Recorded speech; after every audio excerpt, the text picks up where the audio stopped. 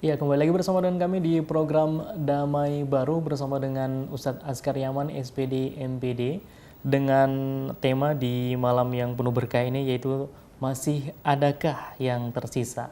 Ya, kami mengundang Anda di 082 188 83 5678 tentunya dengan format seperti biasa ya. Ya, dan juga kami menginformasikan bahwa kami tidak menerima layanan telepon di malam ini, hanya SMS saja yang akan kami jawab pertanyaannya. Kemudian, iya, ada beberapa pertanyaan yang telah masuk di meja redaksi kita pada malam ini, Ustadz. Ya, saya harus memilah-milah dulu mana kira-kira yang berkaitan dengan tema kita di malam ini, Ustadz ya. Iya. Ada dari Aisyah Lampung Selatan. Iya, apa kabarnya Aisyah Lampung Selatan di malam ini? Semoga sehat selalu ya, tetap diistiqomahkan pada jalan Allah Subhanahu wa taala. Katanya Ustaz, Assalamualaikum. Waalaikumsalam warahmatullahi wabarakatuh. Saya mau bertanya, kalau puasa tidak pernah penuh puasanya, pasti punya hutang puasa. Lalu di bulan Syawal saya puasa 6 hari. Apakah pahalanya sama dengan pria yang puasanya sebulan penuh? Kemudian ada juga pertanyaan lagi Ustadz, tapi ini berkaitan saya lihat-lihat dulu dari Ummu Konita, Lamongan, Jawa Timur. Ini sama pertanyaannya dengan Aisyah Lampung Selatan, tapi ada pertanyaannya puasa 6 hari Syawal apa bisa tidak berurutan Ustadz? Iya, pertanyaannya seperti itu. Tafadhal Ustadz. Baik. Bismillah wassalatu wassalamu rasulillah abad. Alhamdulillah ya dari Aisyah di Lampung Selatan, Ibu Ummu Konita Lamongan, Jawa Timur. Ya. Alhamdulillah, mudah-mudahan sehat-sehat selalu ya. Jadi begini, untuk wanita di bulan Ramadan jelas pasti adalah ya halangannya, baik haid atau nifas, sehingga dia tidak boleh berpuasa tetapi harus mengganti di hari yang lain. Atau mungkin juga seperti yang hamil dan menyusui ya gitu. Maka di luar bulan Ramadan dia wajib untuk menggantinya. Mengganti. Apakah itu juga orang-orang yang dalam keadaan safar ataukah dalam keadaan sakit, itu juga wajib untuk mengganti di hari yang lain. Maka di hari yang lain dia wajib untuk melaksanakannya. Kalau dia mengganti di hari yang lain, maka sama pahalanya dengan dia berpuasa sebulan penuh. Yang penting dia menggantinya di hari yang lain. Kalau dia misalnya yang tertinggal itu ada 7 hari karena halangan, karena kondisi tertentu yang menyebabkan memang secara syar'i dia tidak diwajibkan untuk berpuasa pada saat itu, maka dia harus mengganti di hari yang lain di 11 bulan loh. 11 bulan berarti lebih panjang lagi. Begitu banyak ya kebaikan-kebaikan untuk orang-orang yang mendapatkan halangan macam begini. Bagaimana dengan puasa Syawal? Maka kita pada saat selesai puasa Ramadan, maka di sini ada beberapa pendapat yang menyebutkan bahwasanya yang diutamakan dulu adalah kita mengqada puasa kita, puasa yang hutang puasa itu kita selesaikan dulu. Kemudian setelah itu kita melaksanakan 6 hari puasa di bulan Syawal. Jadi tidak apa-apa dilakukan seperti itu. Kenapa? Karena puasa qada ini, puasa ganti ini, itu wajib. Karena puasa wajib itu semuanya ada 3. Yang pertama adalah puasa di bulan Ramadan. Kemudian yang kedua adalah puasa pengganti dari yang kita tinggalkan di bulan Ramadan. Itu wajib untuk ditunaikan. Cuma kita tidak tahu kapan kita laksanakan, terserah saja. Bisa berturut-turut, bisa berselang-seling. Bisa di bulan ini satu, di bulan depan juga satu, itu tapi wajib untuk diselesaikan. Kemudian yang ketiga adalah puasa nasar. Nasar misalnya kalau kita bernasar untuk berpuasa untuk urusan tertentu, maka wajib untuk ditunaikan puasa tersebut. Jadi ini. Tetapi ada juga ulama yang mengatakan bisa juga kita melaksanakan puasa Syawal dulu, karena Syawal ini waktunya terbatas. Hanya di bulan Syawal saja. Sementara untuk mengqada puasa kita, puasa ganti itu bisa kita laksanakan di bulan-bulan yang lain. Sehingga tidak apa-apa kita dahulukan Syawal kita, kemudian puasa qada kita. Kemudian yang berikutnya adalah dari Ibu Konita di Lamongan, apakah kita laksanakan berturut-turut atau berselang-seling? Ini terserah kita saja. Paling bagus kalau kita laksanakan berturut-turut. Jadi di tanggal 2 Syawal, pada saat 1 Syawal kan hari Jumat. Mulai start hari Sabtu, Ahad, Senin, Selasa, Rabu, Kamis, selesai 6 hari. Biasanya juga kalau tidak berurutan Ustadz ada banyak godaan Ustadz ya. Kalau misalnya setelah 1 Syawal tersebut kita ada kunjungan ke tetangga, ke keluarga, akhirnya tidak bisa kita memulai startnya itu, maka kita bisa berselang-seling.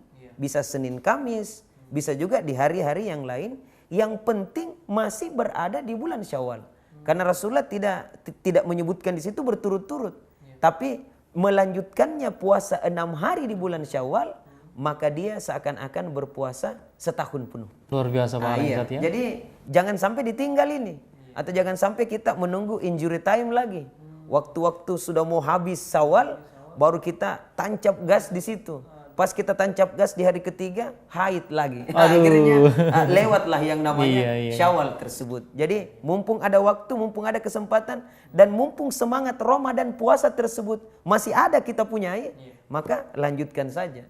Tetapi saudara-saudara kita mungkin yang di Lamongan, di Jawa ada namanya lebaran ketupat. Jadi 2 kali lebaran. Lebaran hari pertama itu untuk Syawalnya, lebaran kedua itu lebaran ketupat. Artinya setelah dia menyelesaikan puasa 6 hari, maka di hari yang ketujuhnya itulah dikatakan lebaran ketupat tersebut. Itu ya suatu hal yang tradisi yang bagus barangkali ya. Kenapa? Karena membiasakan juga keluarga kita untuk melaksanakan hal tersebut. Bisa berturut-turut, bisa juga berselang-seling. Yang penting masih dalam cakupan bulan Syawal. Saya pikir itu ya yang bisa kita jawab. Iya, terima kasih Ustadz. Dan kepada Ummu Konita di Lamongan, Jawa Timur, kami ucapkan terima kasih banyak atas partisipasi Anda di malam ini. Semoga sehat selalu dan tetap diistiqomahkan pada jalan Allah Subhanahu wa taala. Begitupun dengan Aisyah Lampung Selatan, terima kasih atas partisipasinya. Semoga sehat selalu ya.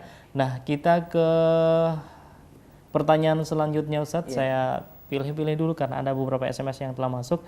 Dari Ibu Erin Kendari ya. Ibu Erin Kendari katanya, Assalamualaikum Ustadz. Waalaikumsalam warahmatullahi wabarakatuh. Mau bertanya, apakah pahala puasa kita selama Ramadan akan diterima Allah, namun masih dendam dan tidak memaafkan orang-orang yang sudah sering memfitnah dan menyakiti kita? Seperti itu pertanyaan. Baik, Ibu Erin. Ibu Erin di Kendari. Kendari, Masya Allah. Mudah-mudahan Allah Subhanahu wa taala senantiasa menjaga kita. Jadi begini Bu Erin, untuk puasa, sepanjang kita melaksanakan puasa tersebut sesuai dengan kaidah dan tuntunan daripada Rasulullah, maka insya Allah pahala puasa kita itu atau puasa kita itu akan diterima oleh Allah Subhanahu wa taala. Sebab ada juga orang yang berpuasa hanya sekedar gugur kewajiban. Dalam hadis Rasulullah menyebutkan kam min shaim. Betapa banyak orang yang berpuasa, dia tidak mendapatkan apa-apa dari puasanya tersebut kecuali lapar dan dahaga saja. Siapakah orang itu? Man lam yada qaula zur wal amala bihi falaysa lillahi haja ayyada ta'amahu wa syarabahu. Barang siapa yang tidak meninggalkan perbuatan keji sementara dia berpuasa dan terus melakukannya, maka Allah Subhanahu wa taala tidak membutuhkan orang tersebut dari dia meninggalkan makan dan minumnya. Jadi manakala kita mampu untuk menjaga lisan kita, mata kita, pendengaran kita, kemudian kita menjaga hawa nafsu kita, tidak makan, tidak minum dan seterusnya, insya Allah Allah Subhanahu wa taala terima amal ibadah yang kita laksanakan tersebut. Adapun manakala kita masih ada dendam dengan saudara kita, ini persoalan yang lain yang tidak mengganggu sebenarnya. Adapun misalnya kita dendam dengan saudara kita, masih ada marah atau masih ada apa, apakah diterima pahala puasa kita? Ya, boleh jadi Allah Subhanahu wa taala menerima puasa kita karena kita sudah melaksanakan dengan sebaik-baiknya. Cuma karena kita melakukan seperti dendam, kesumat, masih ada marah, masih suka cerita-ceritai orang dan lain-lain sebagainya, Maka boleh jadi nanti di akhirat ini yang kita perlu untuk berhati-hati. Jadi boleh jadi ada pahala puasa kita, ada pahala sholat kita, ada pahala mengaji kita, ada pahala haji kita, dan lain-lain sebagainya. Begitu banyak. Jangan sampai kita termasuk dalam kategori orang-orang yang muflis. Kata Rasulullah, tahukah kalian orang-orang yang rugi, orang-orang yang bangkrut, orang-orang yang pailit? Siapa itu? Yakni orang-orang yang nanti di akhirat mereka membawa begitu banyak pahalanya, amalan-amalan dan pahalanya begitu menggunung. Namun sayang, pada saat amalnya itu sudah mau ditimbang, dari belakang ada yang menuntut. Ya Allah, jangan dulu timbang amalnya, karena dia pernah di dunia menghujat saya padahal saya tidak bersalah. Diambil pahalanya, diserahkan kepada orang ini. Masih ada yang menuntut, diambil lagi pahalanya, diserahkan kepada orang ini. Masih ada lagi yang menuntut, diambil lagi pahalanya, diserahkan kepada orang ini.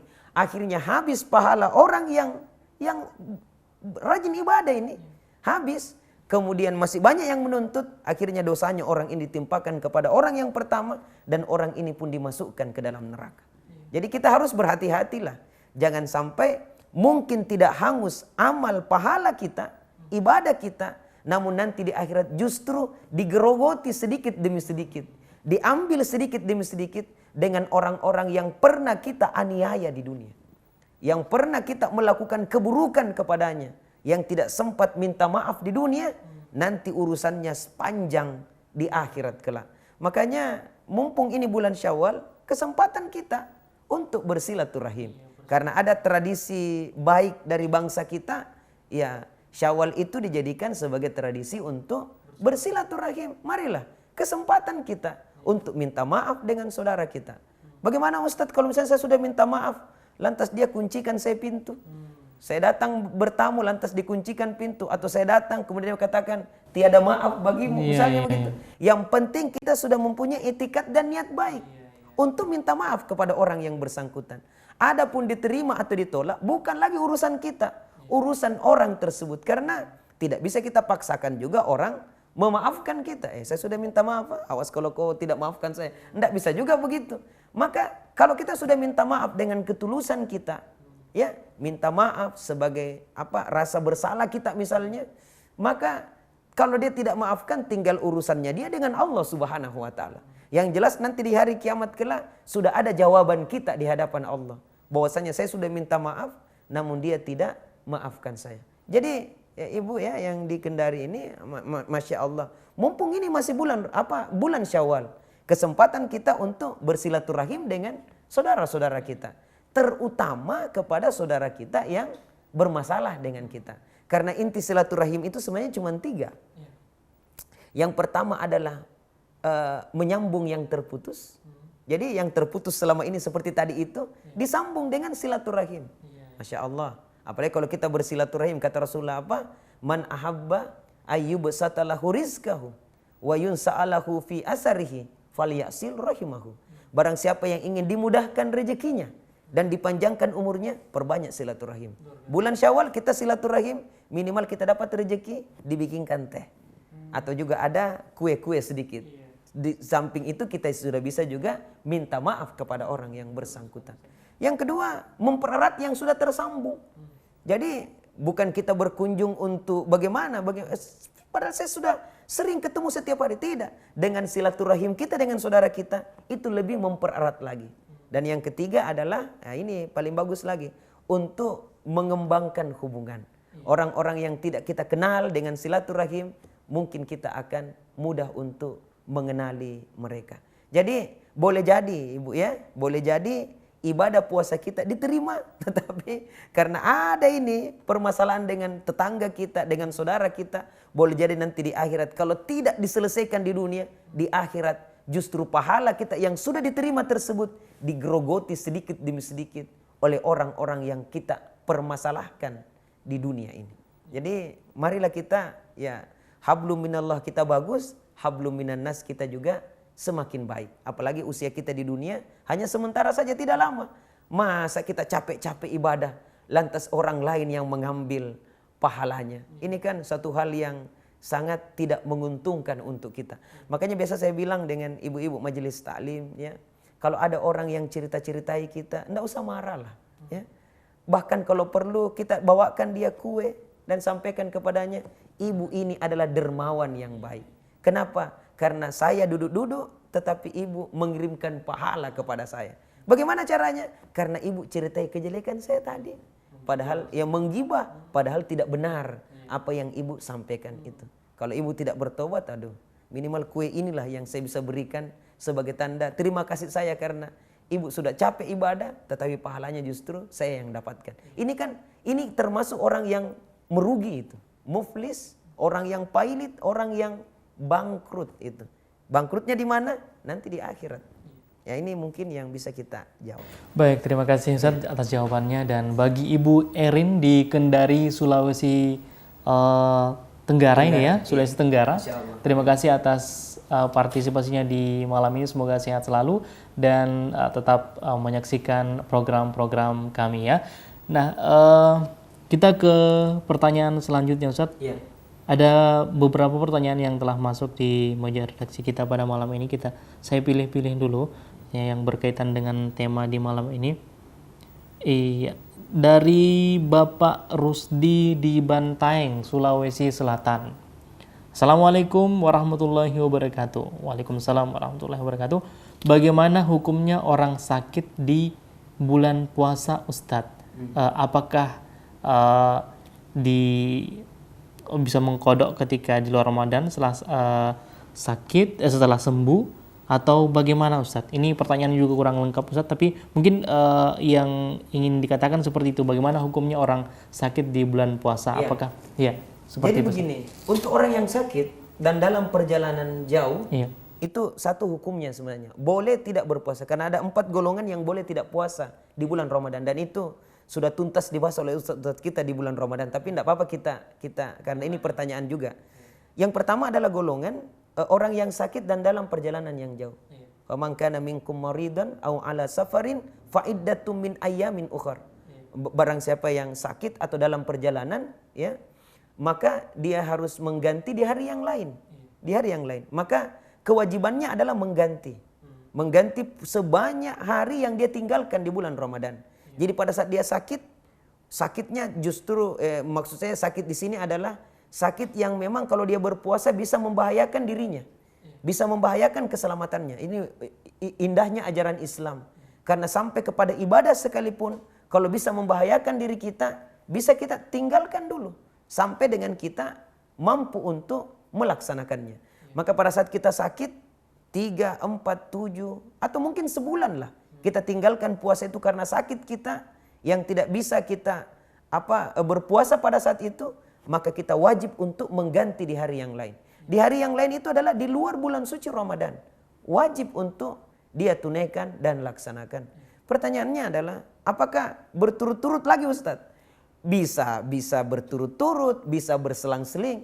Yang penting di luar bulan suci Ramadan, itu yang kita laksanakan atau tunaikan.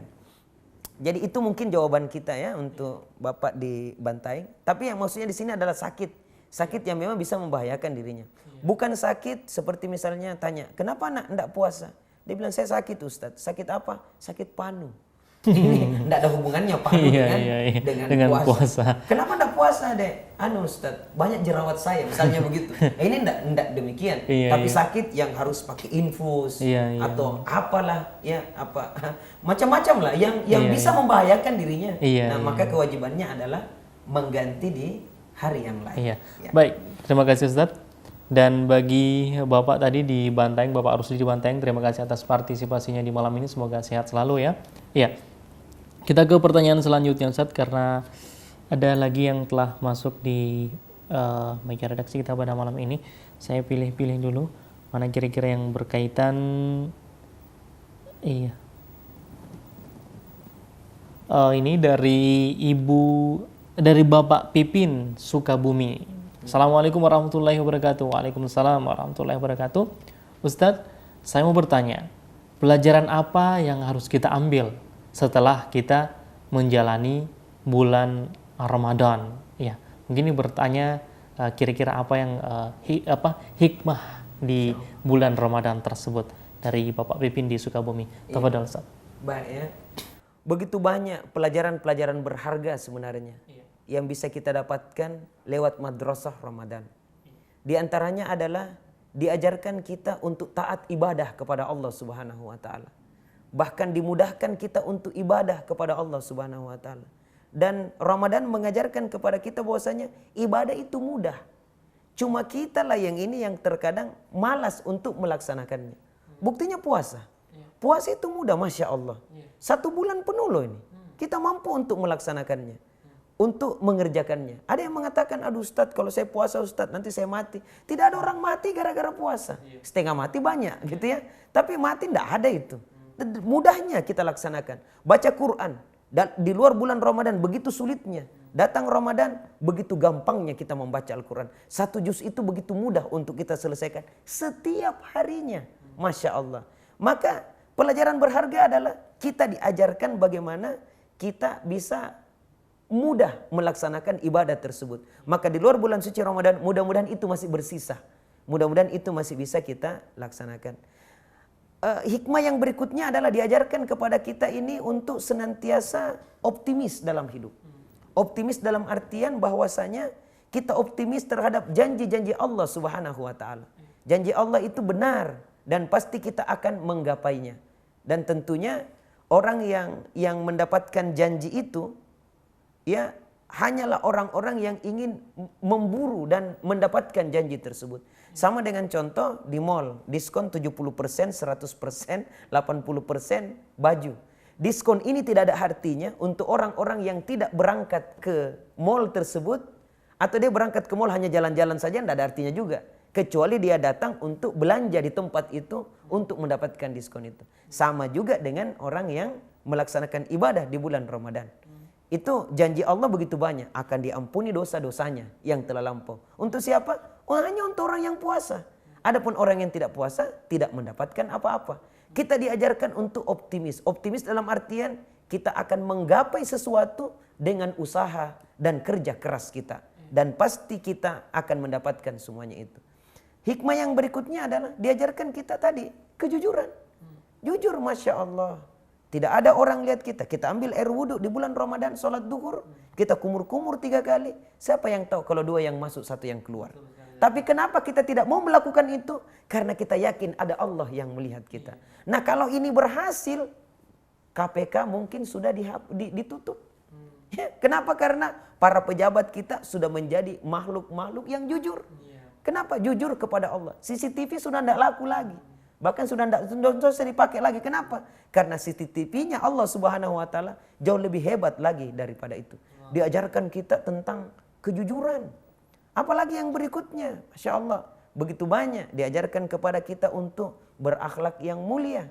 Tutur kata kita harus kita jaga, tingkah laku kita harus kita perbaiki, dan masih banyak lagi hikmah-hikmah yang bisa kita ambil dengan adanya Ramadan tersebut. Terutama yang paling penting juga adalah bagaimana kita bisa mendidik anak-anak kita sebenarnya. Anak-anak kita untuk lebih konsisten lagi melaksanakan ibadah tersebut di luar bulan suci Ramadan. Iya. Ya. Baik, terima kasih dengan jawabannya Ustaz. Bagi Bapak Pipin, terima kasih atas partisipasinya di malam ini. Semoga sehat selalu ya dan tetap menyaksikan program kami. Iya. Kita ke pertanyaan selanjutnya Ustaz. Dari Mukhlisin Jawa Timur. Iya. Assalamualaikum. Waalaikumsalam warahmatullahi wabarakatuh. Ustadz, bapak saya sakit mendadak dalam 1 tahun ini, stroke dan pikun. Apa saya membayar fidyah untuk bapak saya? Terima kasih. Seperti itu pertanyaan Ustadz. Bapaknya mendadak sakit di bulan Ramadan tersebut ya, stroke, pikun. Nah, apakah dia harus membayar fidyah untuk bapak tersebut? Ya. Jadi ini juga pembahasan di bulan Ramadan sebenarnya ya. Ada 4 tadi golongan. Golongan pertama yang sakit dan dalam perjalanan jauh. Itu boleh tidak puasa tapi mengganti di hari yang lain. Golongan kedua adalah wanita haid dan nifas. Ini tidak boleh puasa kalau dia haid dan nifas. Bahkan kalau dia puasa batal puasanya dan dia wajib untuk mengganti di hari yang lain. Ini golongan kedua. Yang ketiga adalah itu tadi. Orang tua yang sudah renta, orang tua yang mungkin sakit, pikun, dia tidak bisa berpuasa dan tidak bisa lagi mengganti di hari yang lain. maka untuk golongan ini dia harus membayar fidyah. Bayar fidyah maksudnya memberi makan fakir miskin sebanyak hari yang dia tinggalkan. Satu hari satu orang yang dia kasih makan atau dia bayarkan fidyah. Dan fidyah itu harus dalam bentuk makanan pokok. Apakah dia dalam bentuk beras, bukan dalam bentuk uang loh gitu ya, dalam bentuk makanan pokok atau membawa fakir miskin ke rumah kita kasih makan, atau kita bawa makanan ke rumah fakir miskin itu. Ya, satu orang satu hari itu sudah mencukupi. Maka kewajibannya adalah membayar fidyah. Ya. Apa fidyah tersebut dibayar di dalam bulan Ramadan atau di luar bulan ya, Ramadan? Kalau misalnya harusnya di dalam bulan Ramadan, sebanyak hari yang dia tinggalkan. Tetapi kalau ini sudah lewat, maka tidak apa-apa di luar bulan Ramadan kita memberikan itu kepada fakir miskin karena mungkin ketidaktahuan kita terhadap itu. Iya. Jadi bayar fidyah ya, memberi makan kepada fakir miskin sebanyak hari yang ditinggalkan. Iya. Baik, terima kasih Ustaz atas jawabannya. Baik, kita jawab lagi satu pertanyaan ya. Wah, ini pertanyaannya Ustaz. Ya, Assalamualaikum. Waalaikumsalam warahmatullahi wabarakatuh. Dari Hermawan di Banjarnegara. Ya. Bagaimana hukumnya jika sedang puasa Ramadan berpacaran, bermesraan dengan yang bukan mahram? Apa harus mengkodok, Ustaz? Iya, ini pertanyaan yang luar biasa. Iya, baik ya. Iya, tafadhol, Ustaz. Jadi begini, di saat kita berpuasa di bulan Ramadan, lantas kita tidak makan, tidak minum, dan tidak berhubungan suami istri ya, ke yang sudah punya suami istri, dan tidak melakukan hal-hal yang dapat membatalkan puasa kita, maka puasa kita itu sah. Adapun seperti misalnya tadi ceritai orang, ya belum dulu itu ceritai orang, menggibah dan seterusnya, itu tidak membatalkan puasa kita, tetapi akan mengurangi nilai dan kadar pahala puasa kita. Termasuk anak-anak yang suka bicara kotor, itu tidak membatalkan puasanya karena dia tidak makan dan minum, yang menyebabkan batal puasanya. Dia tidak makan dan minum atau memasukkan sesuatu lewat anggota tubuh yang lain ke dalam untuk mengenyangkan perutnya, tidak. Maka sah puasanya, tetapi pahala puasanya itu berkurang nilai dan kadarnya. Termasuk pemuda-pemuda kita yang mungkin di bulan Ramadan ya, setelah sholat subuh keluar, keluyuran dan lain-lain bersama dengan pacarnya, pegang-pegangan dan seterusnya, maka tidak batal puasanya. Tidak batal puasanya, tetapi kadar pahala puasanya itu inilah yang berkurang.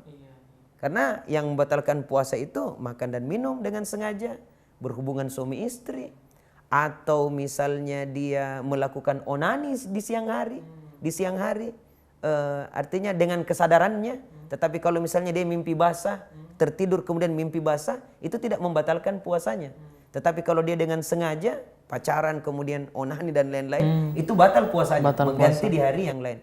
Tetapi kalau hanya sekedar berpegangan, berciuman, itu boleh jadi tidak membatalkan puasanya, tetapi akan berkurang nilai dan kadar puasanya tersebut. Ini kita harus berhati-hati. Dan alhamdulillah kita bersyukur karena salah satu di antara keutamaan daripada mengeluarkan zakat fitri di akhir Ramadan itu adalah bukan hanya sekedar tu'matan lil masakin, memberi makan kepada fakir miskin, tetapi juga akan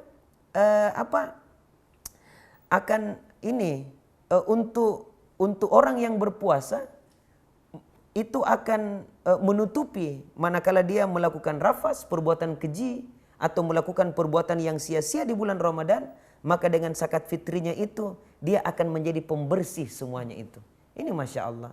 Jadi untuk penanya kita, ya banyak-banyaklah bertobat kepada Allah Subhanahu wa Ta'ala.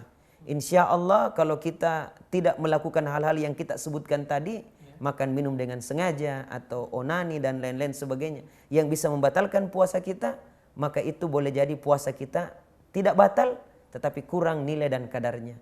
Maka banyak-banyaklah kita beristighfar kepada Allah Subhanahu wa Ta'ala, minta ampun kepada Allah Subhanahu wa Ta'ala. Masa orang yang berpuasa asik juga berpacaran misalnya begitu ya, asik juga jalan dan lain-lain sebagainya. Ya, ini bisa mengurangi kadar dan nilai dari keutamaan dan kebaikan puasa tersebut. Iya. Baik, terima kasih Ustadz dengan jawabannya bagi Akh Hermawan di Banjarnegara tadi. Terima kasih atas partisipasinya di malam ini, semoga sehat selalu ya. Nah, kita telah berada di penghujung program Ustadz ya. Mungkin ada yang ingin disampaikan sebelum kita akhir program? Sebagai penutup daripada Damai Baru pada malam hari ini, para pemirsa Umat TV rahimakumullah, marilah kita menyeringkan ibadah kita.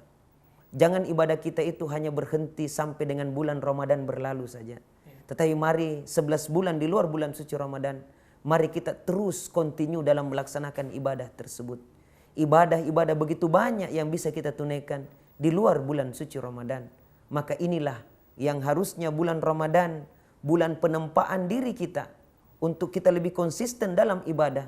Maka di luar bulan suci Ramadan, yang tersisa tentunya semangat kita ibadah kepada Allah Subhanahu wa taala sampai ajal menjemput kita. Dan banyak-banyak kita berdoa. Mudah-mudahan ibadah kita di bulan suci Ramadan 1436 Hijriah dapat diterima oleh Allah Subhanahu wa taala. Diampuni segala dosa dan kesalahan kita, dan mudah-mudahan tahun depan kita masih berjumpa dengan bulan Ramadan yang mulia tersebut. Amin, amin.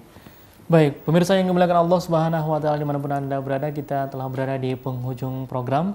Kami ucapkan terima kasih banyak kepada Ustadz telah hadir bersama dengan kami di studio. Semoga sehat selalu dan bisa kembali hadir bersama dengan kami pekan depan.